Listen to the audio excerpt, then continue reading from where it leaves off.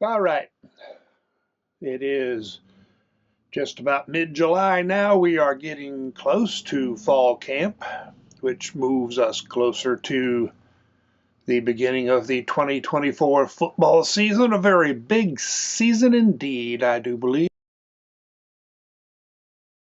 So we've kind of had a few things going on, wrapping up a bit, coming into focus. So I'm going to do a uh, roster and recruiting update to catch up on what has changed, what hasn't changed, and what might change, or what might have already changed, and we just don't know yet. In the meantime, this is WVU Football Going Deep. I am Forrest Poston. I would very much like a cup of coffee right about now, but we will move on. And as we do, I hope you will share, subscribe, click the thumbs up, click the subscription bell, make comments, and talk it over with all those friends of yours. Now, recruiting and roster. There have been some changes in the roster in terms of who is on it and where they are on it. Now, I've been talking for ages about the scholarship limit. Got to get down to 85. We are currently at either 86 or 87. The fact that we don't know for sure is a sign of how confusing it can be. I mentioned before that Victor Wickstrom has taken medical retirement. That got us down this much. My understanding is that the situation is in hand. Everything has either been done or planned, and just waiting for, uh, you know, formal things. I don't know if somebody needs to finish some coursework and then the paperwork before they announce things. That would be my guess. And again, from what I am reading, no one is involved that's going to be a big shock, surprise, or problem. Just people like me who want to know things. I've talked in the past about how questions are a lot more fun than answers, but dang it, reality is I do like information. Of course, information is part of what you use to build ideas, questions, and all of that good stuff. In addition, when the media guide came out, and if I remember, I will put a link to that in the description. If there is no link there, remind me in the comments. The media guide came out and people started pouring over it, and by golly, there were people listed in there at new positions.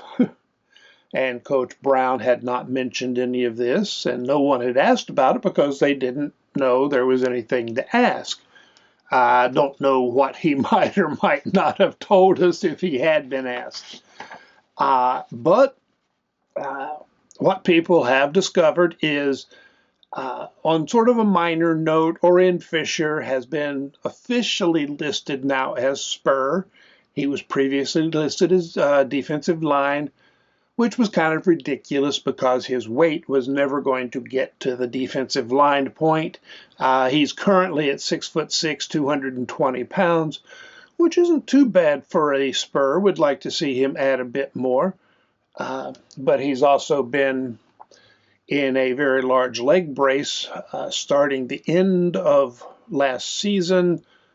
Don't know if he is out of it or not. Hopefully that is one of the things we will be getting word on when we have the first fall camp press conference. Keyshawn Robinson, incoming freshman, has been moved from wide receiver to safety. Not a big surprise. He was recruited as an athlete with expectation that he would be tried first at wide receiver. But the wide receiver room is, you know, it's going to be a really hard place to find playing time. Safety, we've got a lot of good safeties at this point, but it is not a packed room. And we picked up one less safety than might have done. Depend again, how you figure the numbers for how many players wanted in each room. We're all guessing what Coach Brown wants and what we want. Well, what Coach Brown wants matters. So Keyshawn Robinson has been moved to safety, which also means we'll have a lot more speed at safety than we did a few years ago. Interest, and I haven't seen this one actually mentioned, I just noticed it today. Avery Wilcox is now listed as spear rather than safety. He is, of course, a walk-on who's been on the verge of getting a scholarship for a couple of years. Redshirt junior, I believe. But he might get some playing time there. There are several good players, but we'll see what happens. Now, the most interesting is that Maurice Hamilton has been moved from offensive line to defensive line, most likely nose guard, and he did play that position in high school, so it's not brand new to him, but he was getting buried deeper and deeper on the depth chart over on the offensive side. Because, we've recruited well, and the guys who've come in have worked well. So he didn't, last year he was injured. I think somebody said he was in a car accident or something. I don't recall. But he did not manage to work his way back into playing time last year. So he was on my list of 10 most likely to transfer. He stayed. I would imagine that this was already being discussed as a possibility, and might be why he stayed. And once Corey McIntyre went out for the year, or a little bit earlier, Zeke Lawton took medical retirement. Asani Redwood is coming back from an injury. So once you get past the two deep on the defensive line, we got some serious questions. We've got talent, but there's a lot of youth there. Now, Hamilton is entering his third year, so he's got experience, even if it is with the offense. And he also comes in at 335 pounds, 6'3". I think this makes him the heaviest defensive lineman we've got, bigger than either Mulba or Russell. And this might mean we can move Gabriel out to, tackle, end, whatever you want to call it. It's essentially interchangeable now. Hamilton's not listed on the depth chart. We had three deep, and with Gabriel actually listed as number 3 at nose guard in the media guide. But that is going to be one of the biggest stories in fall camp. Now, a lot of people may not cover it because right now he's 4th on the depth chart? You don't give a lot of time to a guy 4th on the depth chart. But if he starts to make a move, and just, the entire situation with that third rotation group on the defensive line is going to be a big story. But he could be quite a run stuffer. Don't know where he stands in terms of strength, but he certainly had time to work on it and hopefully has been doing a good job of that. Now, recruiting. What has happened in recruiting since we last updated? Nothing. Not entirely true. We got the 21 commits that we've already talked about. Let's say, don't think, can't remember if we've gone over those player by player, so that may be in the future. Maybe a live video, we'll see. But we had some guys that had West Virginia in their top group, waiting to see what they were going to do. All of them committed to somebody else. Now, some of them, West Virginia had pretty much certainly already said, we're not going to take you, because the room was full. So they may have listed West Virginia as one of their options, but West Virginia was not an option. We did not lose those players.